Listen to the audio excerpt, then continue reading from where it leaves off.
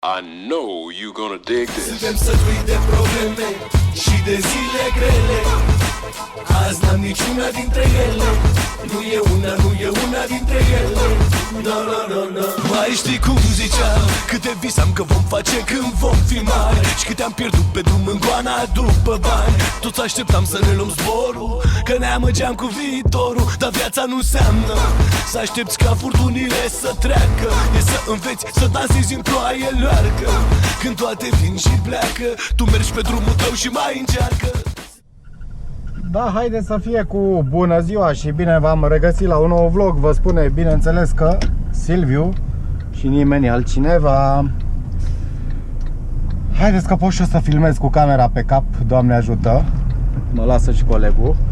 Zic Doamne ajută că am prins un container care, ia uitați-l, este maro complet sau vișineu sau fiecare cum vrea să-i zic.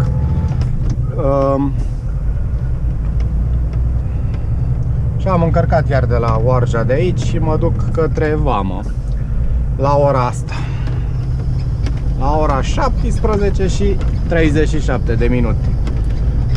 Am stat în rampă 9 ore și 33 de minute. Am zis că nu e adevărat. De cât timp încarc eu de aici, niciodată n-am pățit lucrurile acestea. Asta e. Nu e problemă. Săptămâna asta numai de-astea am făcut. Am fost la Slatina luni. Bineînțeles că a trebuit să ajung de dimineață. Am plecat, m-am trezit la 3, la 4 fără un sfert am plecat din Ploiești către Slatina, ca să ajung la 6:30 acolo. Și în rest numai curse de-astea de Pitești am făcut. Încărcat de aici de la Oarja, Vamă la Pitești, descărcat containerul cu totul. Vamă la Pitești am zis, da? Și descărcat container cu totul la Ploiești, bineînțeles. Și acum mă duc în Vamă. Mă duc să mă parchez. Bineînțeles că aici este o școală în Vama de la Pitești. Că ei zic că, domne, că la 4:30 se închide Vama. Și de atunci, teoretic, nu mai au voie să lase camioane în curte. Dar, bineînțeles, cum în România, la chestii de genul ăsta, o bere rezolvă tot. Dacă dai de o bere ca și șofer, face el un efort și te lasă acolo în curte. Și bineînțeles că pentru un somn odihnitor și liniștit o să-i dau, cu toate că nu-mi place să fac lucrul acesta. O să-i dau de o bere ca să mă lase în curte. Cu ocazia asta îi las și actele direct paznicului. Mâine dimineață când vin comisionarii, se opresc la paznic. Nene, ce acte am, dă-le încoace. După ce le dă actele, o să am numărul de telefon trecut pe CMR. Mă sună când e gata Vama, deci pot să dorm cât vreau. Cer scuze dacă bate soarele din stânga, dar nu am parasolarul ăsta de la geamul șoferului.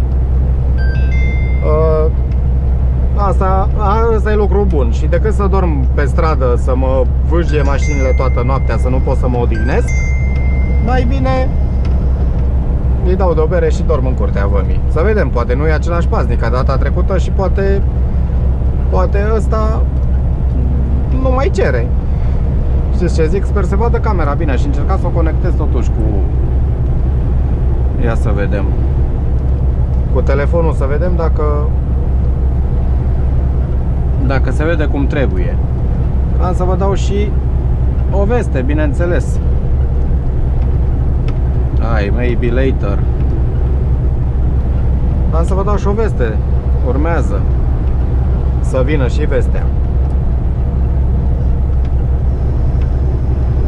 Mă stresează. Stați un pic. Gata.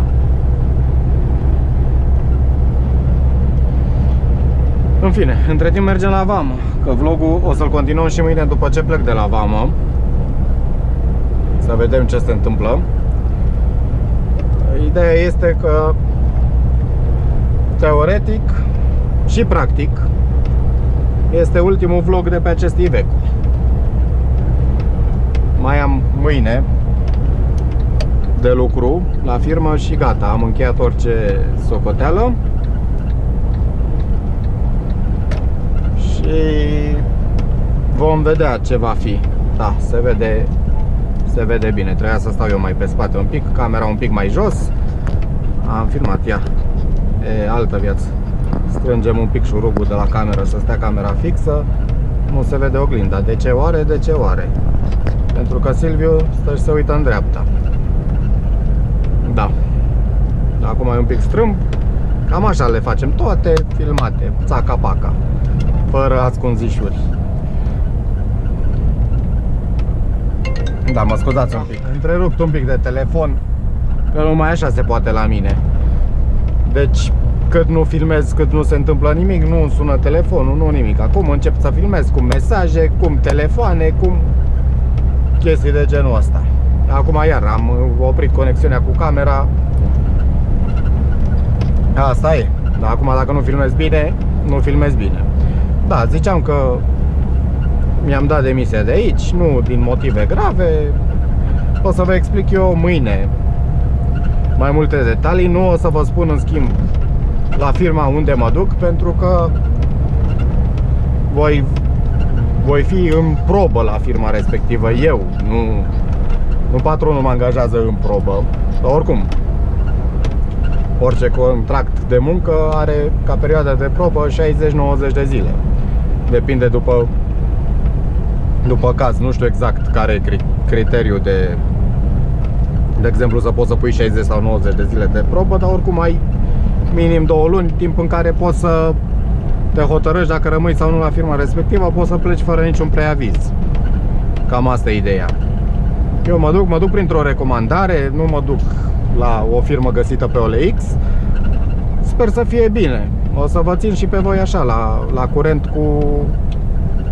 cu tot ce se întâmplă de acolo. Dacă nu e bine, ne căutăm în altă parte. Mai există variante de rezervă. Ideea este că plec de aici. Nu m-am certat cu nimeni, n-am făcut nimeni nicio prostie, doar că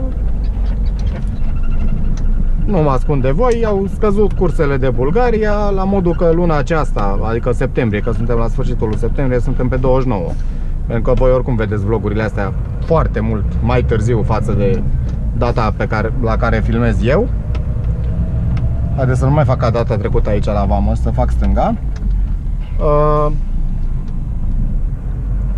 Au scăzut cursele de Bulgaria, la modul că n-am mai prins niciuna și vă spun sincer, fără cursele de Bulgaria sunt aproape terminat, ca să zic așa. Să iau bani frumușei. Eram sigur, bravo mă, să te duci cu... Eram sigur că vine de pe banda 2 ca să-mi pună mie, ca să facă dreapta în giratoriu, exact ce ziceam. Da, sunt un pic agitat acum, vă las, ne vedem mâine, că sunt și cu soarele în ochi. Ne vedem mâine și vorbim mai multe mâine. Da, haideți să fie cu bună ziua și bine v-am regăsit, vă spune Silviu. Reglăm și noi un pic imaginea, facem toate chestiile astea așa, în timpul filmării, ca să fie bine, să nu fie rău. Am reușit să plec și eu din vama de la Pitești. Până la urmă am rămas în fața vămii, că am vrut să-i dau la nenea paznic, zic, dau și o de o bere.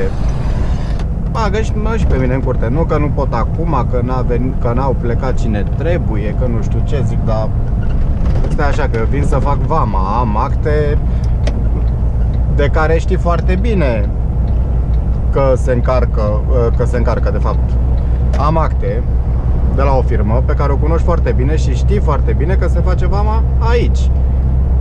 N-a contat. Nu, că nu pot, că nu știu ce. Și am văzut că era loc în față. M-am tras acolo, a zis că mai pe seară dacă vreau, că după ce pleacă directorii sau cine era de plecat de acolo,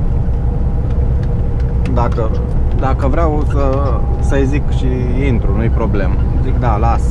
Am stat un pic, am vrut să văd cum e cu gălăgia pe acolo. Am văzut că e bine. Zic, dacă nu e gălăgie prea mare, aici dorm. Și acolo am dormit. Dimineața m-am dus, am lăsat actele tot la paznic, că doamnele de la vamă nu au binevoit să vină la 8:30. Zic, nicio problemă. Și de-abia acum, la 2 și 5 minute, adică la 2 am luat actele. 2 fără 5, ceva de genul, mă rog, n-are importanță, relevanță ora exactă. Și zic, hai să plec spre casă și să stăm de vorbă mult mai liniștiți față de ieri. Facem o mică recapitulare de ce am zis ieri. Da, într-adevăr, plec de la firma aceasta. Plec de 2 secunde. Nu era pentru mine mesajul. Am văzut că s-a dat pe grup un mesaj. Plec pentru că mă duc în altă parte unde ar fi mult mai bine din punct de vedere financiar. Nu am ce să reproșez aici, absolut nimic. Doar că, nemai fiind atât de dese cursele de Bulgaria, pentru mine nu mai rentează. Vă spun foarte sincer. Pentru că am și eu niște cheltuieli. De undeva de aici am încărcat. Am și eu niște cheltuieli, am și eu niște calcule și nu, efectiv nu se mai rentează. M-am dus, am vorbit, zic se poate, asta fiind în urmă cu vreo 2 săptămâni. Zic se poate, mai punem ceva la salariu, ținând cont că s-au rărit cursele de Bulgaria, nu se poate. Îmi pare rău, n-am de unde. Ok, nicio problemă. Zic rămâne de văzut ce hotărâre iau, dacă voi căuta prin altă parte, nu voi căuta și până la urmă la recomandarea cuiva am găsit ceva de lucru. Ne ducem și încercăm, că asta vă spuneam și ieri, că mă duc prin recomandare, dar na, știți cum e, lumea se mai schimbă între timp, din păcate sau din fericire. Deci ăla merge încet, ăsta nu are de gând să accelereze, ca să vedeți lucruri ce se întâmplă pe autostradă în România. Da. Și asta e. Încercăm de acolo. Încă nu am vorbit cu șeriful de acolo de treaba asta cu vlogurile. Oricum, sunt mai mult ca sigur și convins că nume de firmă și chestii de genul acesta, nume de firmă de unde încarc și unde descarc, nu o să pot să dau. Acum, de când cu GDPR-ul ăsta s-au schimbat mult. Când m-am apucat eu acum cât 6 ani de vloguri, ceva de genul. Nu 6 ani. Sau pe acolo, undeva pe acolo, 5 ani, 4 ani, între 6 și 4 ani, că nici nu mai știu când m-am apucat de treaba asta cu vlogurile. Nu era atâta GDPR, puteam să vorbesc liber, fără să dau indicii sau chestii de genul acesta, să zic că gata, tătuțul, mergem la firma X. Acum nu mai pot să zic. Acum pot să vă dau indicii, cel mai rău caz. Că dacă se trezește cineva căruia nu-i convine ce zic eu, poate să-mi facă plângere. Și în prima fază trebuie să șterg videoclip. Da, nu știu dacă v-am zis de camion ieri. Vă spun astăzi, este un camion, de fapt, cred că v-am zis, de DAF AT. Cred că e 2013-2014, pe undeva pe acolo, ca și an de fabricație, deci e mai nou, cu vreo 7 ani ca Iveco. Că tot mă certați cu Iveco, că iar te-ai întors la Iveco. Bine, știu eu cine sunt niște tovarăși care tot ziceau de asta, că n-ai scăpat de Iveco, că nu știu ce. Scap, nu ar fi fost, adică nu țineam neapărat să scap de Iveco, atât timp cât merge bine. După cum vedeți, sper să se vadă. Singura eroare pe care o am în bord este de back-ars, nimic altceva. Că mai scârție ceva pe aici, probabil auziți și voi, e partea a doua. Da, e bătrână mașina, camionul e bătrân. Și are și kilometri. 1.027.000 de kilometri. Deci are ceva bătrâneți. Pentru 1.000.000 de kilometri, eu zic că merge mult mai bine față de unele camioane, de exemplu, cum era în Anglia la Bannister, cum erau manurile acelea Euro 5, merge mult mai bine ca ele. Și manurile acelea aveau între 6 și 800.000 de kilometri. Da, ce zic, că mergeai pe stradă și îți pleca volanul așa dintr-o dată. Da, și acum v-am zis, sunt fericit că pot să filmez și eu în sfârșit, că am un container neinscripționat pe care nu scrie nimic. Și ce s-a mai auzit pe la urechea mea, sunt zvonuri. Nu sunt informații sigure din surse sigure, dar sunt zvonuri că s-au dus cursele de Bulgaria pentru că cine deține aceste containere, firma care deține containerele, a ales să facă cursele de Bulgaria din terminalul de la Curtici. Așa se aude. Sau oricum sunt convins că nu neapărat din terminalul de la Curtici, dar și terminalul din București este o opțiune. Și cred că un pic mai ieftină pentru ei. Pentru că am văzut firma respectivă, vorbesc de firma cu containere de tablă. Am văzut că aduc containere și la Curtici și la București. Deci, na, au opțiuni de unde. Eu la un moment dat chiar nu înțelegeam, dar de ce transportă din Ploiești. Dar eu vă spun sincer că mă bucuram că transportă din Ploiești. Vă dați seama. Era acolo o treabă. Mânca toată lumea o pâine cinstită, știți ce zic? Aia nu-i problemă. Exact cum îi ziceam unei cunoștințe, și dacă nu-i bine aici unde mă duc, mă mut în altă parte. Și dacă nu fi bine acolo, mă mut și în altă parte. Și tot așa. Nu-i problemă, sunt firme destule. Vorba cuiva că la un moment dat e posibil să ajung tot la camionul meu. Ori la camionul meu, ori să plec înapoi în Anglia, cine știe. Vedem, eu sper să nu fie cazul. Adică eu tot încerc și trag cu speranța că se poate și în România. Deja mă bucură faptul că din ce în ce mai mulți angajatori sau patroni au renunțat la ideea aceea cu mersul în afara programului. Adică dacă înainte, când sunam, din 10 anunțuri 7 spuneau că știi cum, mai dăm și noi peste program, dar nu pe drum, acolo la o încărcare, la o descărcare sau na, dacă rămâi la 20 de km de Ploiești, na, vii și te descurci și tu, na, că doar noi sta să dormi la Mizil, de exemplu. Acum majoritatea spun, da, se lucrează numai în program. Majoritatea am văzut că, bine, la firmele cu care am avut eu contact, că de firmele rele deja nici nu am mai intrat în discuții să sun să întreb ce se întâmplă. Majoritatea au zis, nu tată, eu cum mă duc la următorul patron, mi-a zis-o din start, eu ăsta nu ține nicio șmecherie de câmpuri magnetice, așa, nu există să scoți cardul pentru că se vede, bineînțeles, și acum ISCTR-ul a început mai nou să descarce tot ce Euro 6 descarc, sau mă rog, EV-uri sau cum e în cazul DAF-ului AT, dacă zic corect, au început să descarce tahografele, că na, nu sunt proșnicii.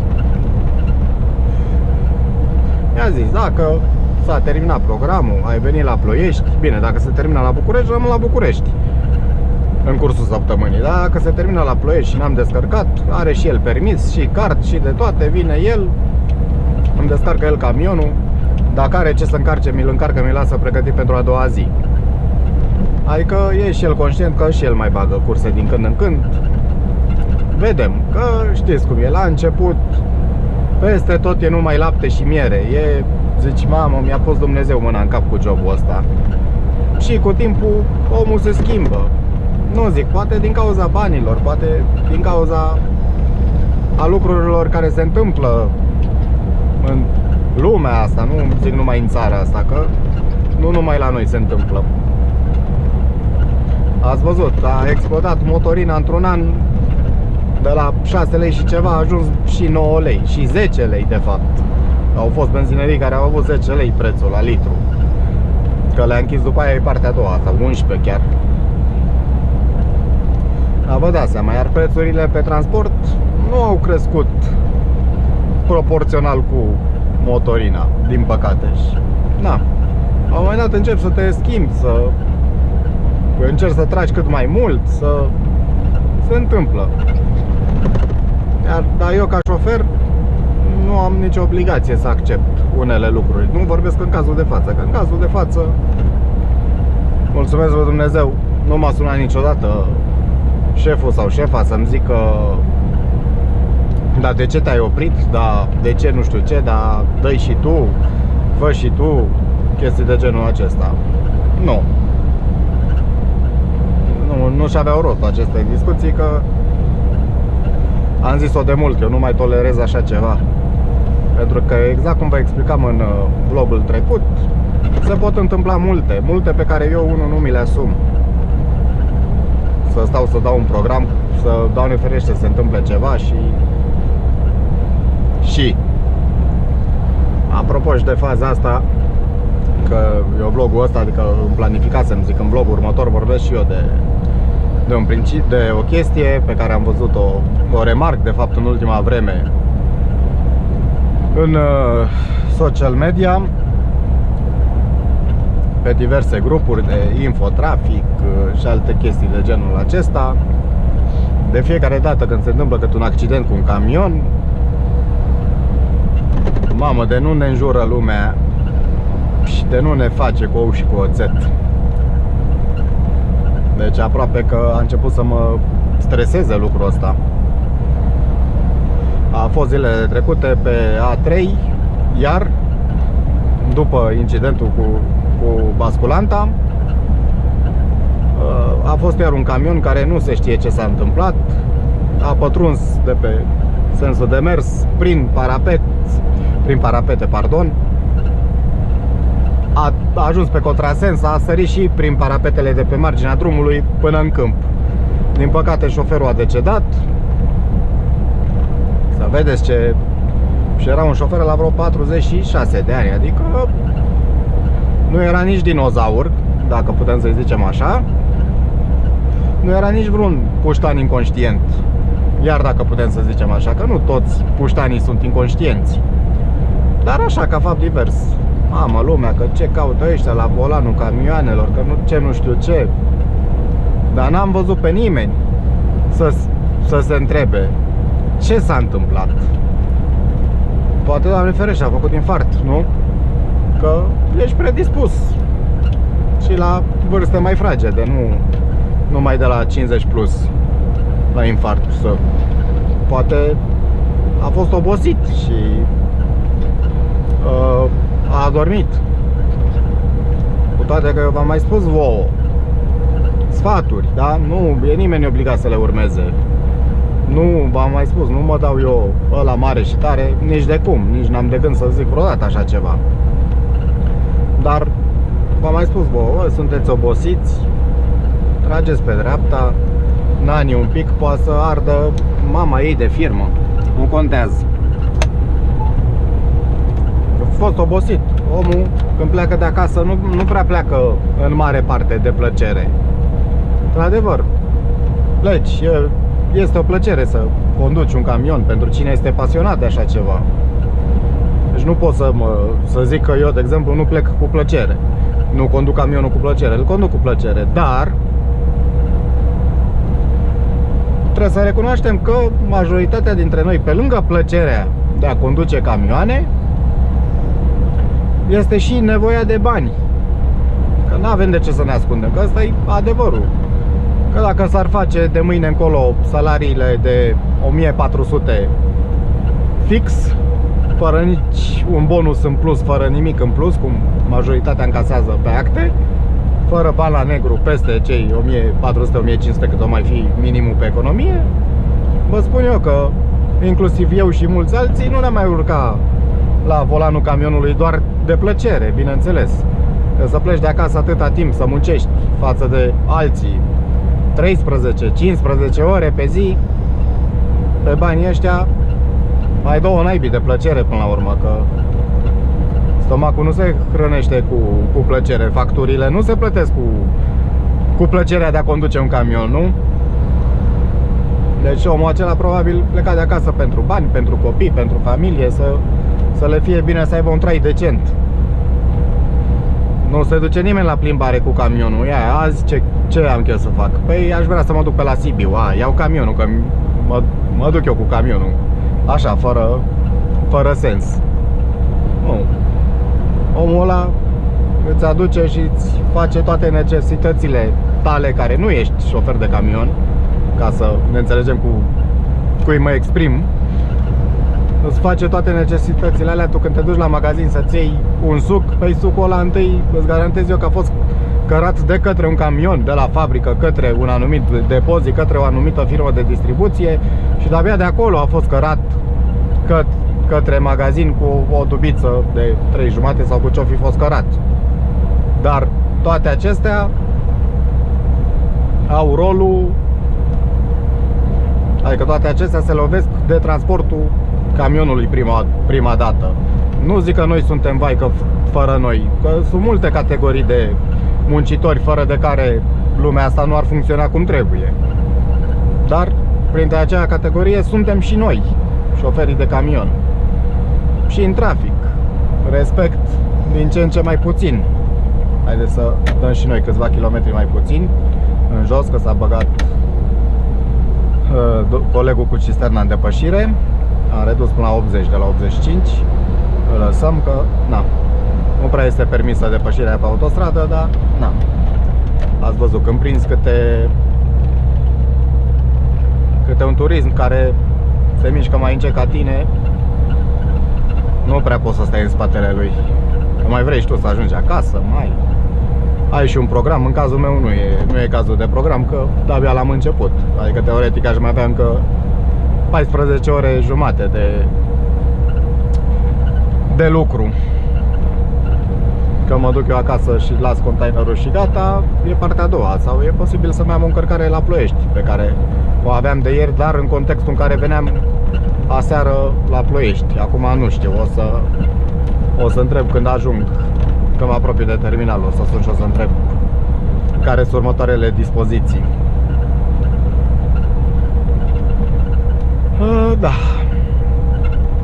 Inclusiv în trafic. Deci am văzut foarte multe cazuri în care te văd că vii cu, aici mă refer la cei cu mașinile mici, te văd că vii, ei sunt în parcare sau pe un drum lateral, nu mai au răbdare să treci și tu direct în fața ta, te încetinesc, că ei ies în fața ta, dar nu ar băga piciorul în accelerația aia să ajungă și la viteza acolo, aproape de viteza maximă legală pe acel sector de drum. Nu, ei abia demarează, îi doare pe ei undeva de tine că te-a pus pe tine cu 24 de tone în cap și că tu trebuie să pui frână și după care iar să demarezi, să urci viteza înapoi la, dau un exemplu, în afara localității, 85-90 de km pe oră, cu cât merge fiecare. Nu îi interesează. Automat pe chestia asta crește un pic și consumul. N-ai ce să-i faci. În fine, deci nu prea există respect pentru noi. Culmea, au început la anumite firme, cel puțin în perioada asta de când lucrez pe containere, la multe firme, într-adevăr, am fost mai respectați. Dar în trafic și de către alți oameni care nu au legătură deloc cu șoferia, nu prea avem respect. Cam deloc. Din păcate. Toți știu să ne înjure. Merg pe drum, dă de un camion care probabil pe serpentine merge și el cu un 70, că nu mă refer la serpentinele ac de păr, da? Sau cum le zice, la cele foarte strânse, unde sunt mai multe curbe, să zicem, pe înțelesul tuturor. Merg cu un 60-70, că na, nu suntem la raliu, ei vin cu mașina mică. Ia uite, bip în gură pe ăsta cu tirul lui, că numai de ăsta n-aveam chef acum. Da. Știi tu că dacă n-ar fi ăștia cu tirurile lor, cum se zice, multe ar ajunge mult mai greu la raft, multe s-ar întâmpla mult mai greu. Ați văzut, când dau un exemplu, vreți să vă puneți pavele în curte pentru cei care stau la casă și vă duceți la un hipermarket. Da, vreau și eu 10 paleți de pavele. Și zic, la comanda asta transportul este gratuit. Doriți transport? Normal, că doar nu voi pune 10 paleți de pavele în mașina mică, pavea cu pavea, până umpli portbagajul, să mergi cu mașina târâși, să-ți nenorocești mașina, să ți-l aduci acasă într-o săptămână de curse de genul acesta. Îi zici, da, cu ce ți-ai aduce? Culmea tot cu camionul. Și înainte să vină camionul acela de 12, 18, 20 de tone, cât o avea, cine credeți că le-a adus la hipermarketul cu respectiv? Noi. Și tot ce găsiți acolo s-a aduse de noi. Că majoritatea cumpără minim câte un camion întreg. Că îți vând ție 5 paleți, e partea a doua. Deci ar fi trebuit un pic mai mult respect, dar eu sunt de părere că nu o să ne facem bine niciodată, mai ales pe treaba asta. Nu se poate. Mai vedeam iar comentarii că, domne, că mă presează ăștia cu camioanele, că nu știu ce. Păi, sincer să fiu, dacă mergi, vorbesc strict de în afara localității, / autostradă, / locuri unde ne este permis să mergem și noi cu 80-90 de km pe oră. E, dacă a ajuns un camion să te preseze pe autostradă, înseamnă că e gravă treaba. Pentru că, camionul este limitat la 90 de km pe oră, iar limita pe autostradă pentru autoturisme este de 130. Iar în teorie, în practică mai puțin, mersul cu viteză redusă nejustificat se sancționează. Da, la noi nu prea se întâmplă minuni de genul acesta. Dacă tu mergi cu turismul la 75 pe autostradă, unde noi, iar în teorie, nu avem voie să depășim, și dai de vreunul care nu vrea să intre în depășire, automat că te presează și te înjură de... te trece toate apele României. Nu e normal? Hai că bine, treaba cu înjuratul nu e normal, dar nici cu presatul neapărat, dar te aduce în stare câte un specimen de genul acesta. Să stea și te încurcă, tu poate ai cursă mai delicată, cursă în care ai nevoie de tot programul de condus pe care l-ai disponibil în ziua aceea, îți faci un calcul și îți dai seama că trebuie să mergi ca să fie bine și pentru tine și pentru patron, că așa, trebuie să dai seama că trebuie să mergi cu viteza maximă permisă cam tot drumul, atât timp cât se poate, cât nu sunt ambuteiaje și alte chestii de genul acesta. E normal că pe autostradă, când te-ai urcat, i-ai dat 90 sau 85 sau la cât e limitat camionul sau cât te lasă sufletul. Nu stai să dormi pe drum.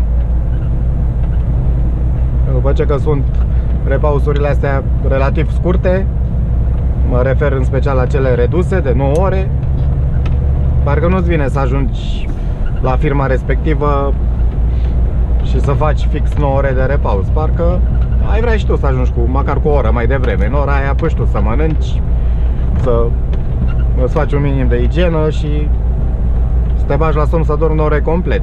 Așa, dacă ai ajuns cu 10 minute, cum am mai pățit și eu înainte de închiderea programului, până am mâncat, până am mai stat și eu un pic, până una până alta, că m-am trezit, mai am 6 ore de dormit, că automat când îmi ieșea repausul, deschidea și firma aia și puteam să intru la încărcat.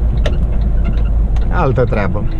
Și dorm 6 ore, că nu e puțin, dar nici mult. Și 6 ore cu, poate în altă seară dormi 4. Eu, de exemplu, duminică spre luni am dormit 3 ore.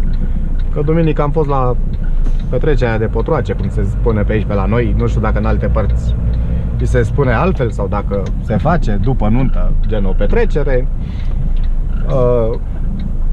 Că știu că, de exemplu, mai prin Ardeal încolo sunt nunți de zi majoritatea. Așa știu, acum e posibil să mă înșel. O să-mi confirme cine e din zonă. Da, liber. Și, am venit și eu târziu acasă. Am venit pe la 10 și ceva seara. Până m-am spălat, până m-am pregătit, până m-am sucit, până m-am coit, cum îi zic eu. S-a făcut 12 noaptea. M-am băgat la somn, la 3 dimineața mi-a sunat ceasul. Hai, du-te la muncă, nu mai sta putoare acasă. M-am dus, bineînțeles. M-am dus până la Slatina, că de asta era urgență, că trebuia să ajung în jur de ora 7 la Slatina. Mai târziu nu prea puteam să plec, și așa, trezit la 3, am plecat la 4 fără 20 din curtea firmei, ca să zic așa. Ce să-i faci? Asta e, m-am dus acolo, am încercat să dorm. Am intrat în curte, că acolo unde încărcăm noi la Slatina, te duci la poartă, te înscrii. După ce îți verifică referința și vede că e tot în regulă, te bagă în curte. În curte te duci și aștepți că vine cineva și te cheamă când să bagi la rampă. Am intrat în curte, m-am băgat am ațipit și eu un pic, un sfert de oră, 20 de minute. Mi-a bătut în ușă, cioc, cioc, bagă în rampa nu știu care. Am băgat în rampa nu știu care, zic, ei, nu mai dorm. Am stat eu așa un pic convins. Am pierdut vreo 2-3 ore. Au început să mă încarce, că se simțea că se mișcă camionul, zic, e în regulă. Mă încarcă, mă duc, dau actele la vamă după ce mă încarcă, aștept să-mi facă vama și la revedere. Mă încărcau, mai o pauză de o jumătate de oră, o oră, că n-am mai rezistat, m-am băgat iar în pat, am mai moțăit. Îl mai termina pe câte unul pe lângă mine. Țipa la el că e gata, că n-au semafoare la râmpi, n-au nimic. Țipa la el că e gata, mă trezeam, zic, la mine o fi țipat, mă dădeam jos, mă uitam la container, zic, au ridicat liftul din container, nu l-au ridicat, înseamnă că nu la mine au țipat că e gata. Și uite, așa am stat și n-am putut să mă odihnesc prea bine, din păcate. Dar a fost bine pentru drum, n-am avut stări de ațipeală la volan sau să mi se închidă ochii sau chestii de genul ăsta. Dar se adună și a doua zi, la fel, dacă dorm doar 6 ore, nu e bine. Știți că peste tot se recomandă undeva la 8 ore de somn, ca să fie totul, sau ca să fie treaba, cum s-ar spune. Da. Cam așa stă treaba și cu noi. Lumea, sunt ferm convins că o să continue să ne înjure, Da, asta e, eu m-am obișnuit.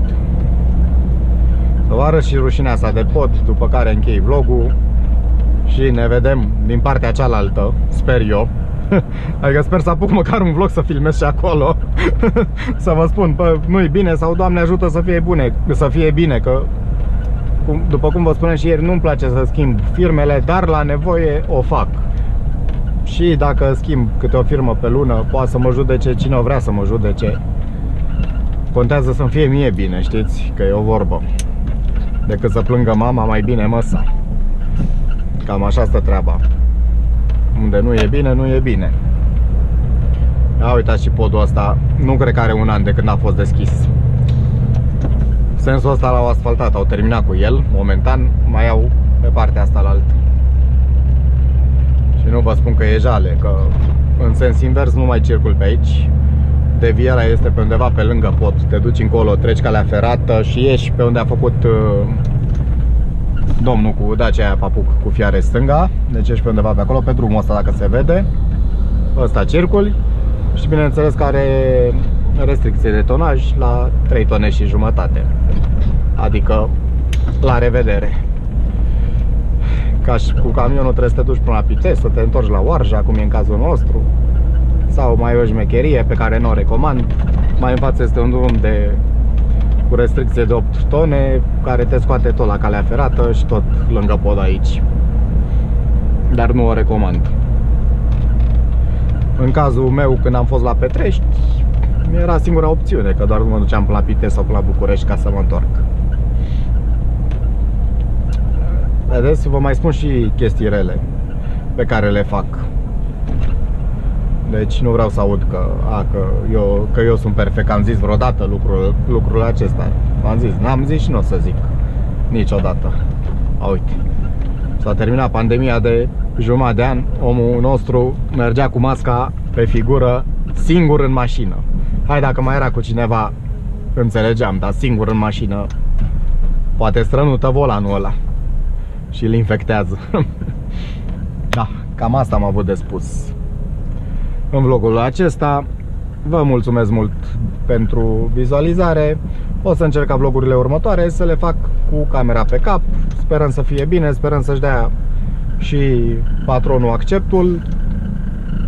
Nu are nimic împotrivă, nu sunt prelatele inscripționate, dar este mai bine să cere acordul, că am mai pățit cazuri în care n-am spus, pentru că nu filmam număr de înmatriculare sau alte chestii și mi s-a reproșat că îi recunoaște lumea camionul. Ok. Am înțeles. În fine.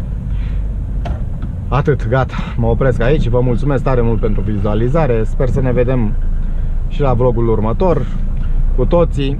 Să nu vă dezabonați la canalul meu. Eu am fost Silviu și ne revedem data viitoare. La revedere și toate cele bune.